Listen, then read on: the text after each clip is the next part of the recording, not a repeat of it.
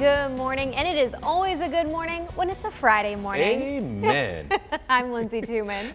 There's been some back and forth, but the decision has been made. Guilford County schools will learn from home for at least the first 9 weeks of the school year.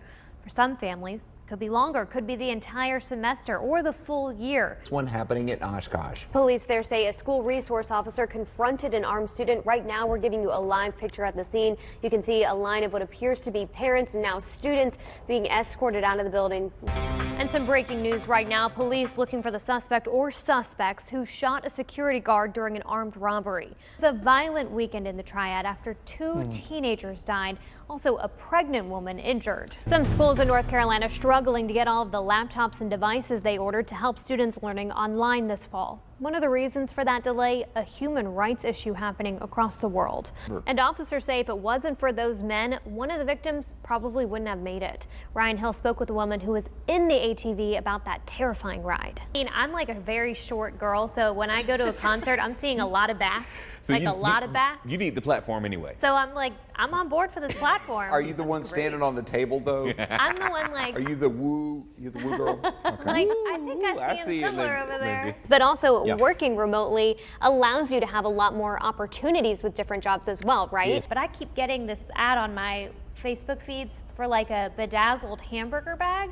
Oh. So I don't know. I'll take the book bag over the hamburger bag. I don't know. Or get a latte at the mall to keep your energy going. You know what? That is something I can definitely do. And you're telling me that's healthy. That is a great choice. I was told that one of the best people who did this was in her 70s, and I'm in my 20s, and I'm really working hard right now.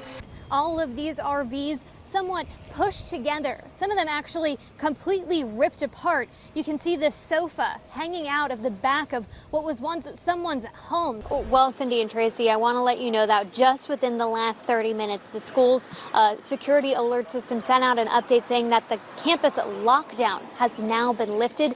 And this is how people are actually having to get to some of these storefronts downtown. You can watch me try to keep my balance, making my way through this.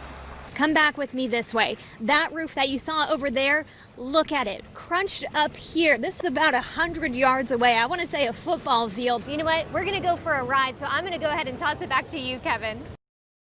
I'm at the top of the Salty Pirate Water Park where you can really see the damage. Officials say this started as a water spout, then came up onto the land, completely destroying some of these houses, flattening others, and leaving an absolute trail of destruction.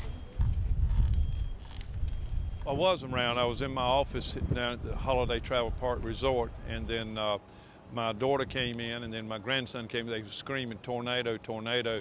We looked out the window and we saw the tornado coming. Just after 9 Thursday morning, it was a moment of panic for Ronnie Watson. It was just a funnel, you know, just like a funnel, and then then we start seeing debris just fly everywhere. It was very scary. Without a moment to spare, he and his family did the only thing they could do. Went and ran in one of our bathrooms there at the main building. We locked the door and got down on the floor and just praying that it wasn't going to hit our building, which it didn't, thank the Lord. The tornado left all these homes destroyed, all the damage in just a few blocks. People streets over didn't even know what happened until they saw it firsthand. I didn't hear anything or see the black cloud or the train roar that most people talk about. It's very frightening, very scary, but you realize how powerful these storms are. I also talked to the owner of the water park. I asked him how much damage he had. He told me too much. Now he, just like everyone else around here, is trying to get as much work done, as much debris picked up before Dorian comes in full force tonight. In Emerald Isle, Lindsay Tuman, Fox 8 News. The north door of the room got kicked open. This guy wearing dark-ish clothing, to my knowledge, ran in and started shooting. Joshua Ayers was in his last class on the last day of school at UNC Charlotte when police say 22-year-old Tristan Terrell opened fire on his class.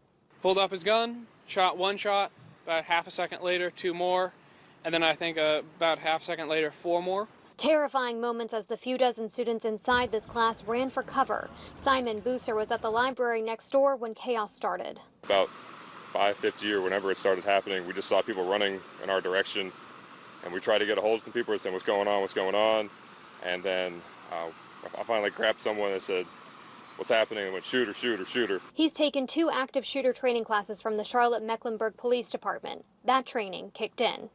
We grabbed all of our stuff and then went into a back room on the 2nd floor, closed the doors, got everyone inside, barricaded it, closed the blinds and everything, and then waited for CMPD to come and get us out.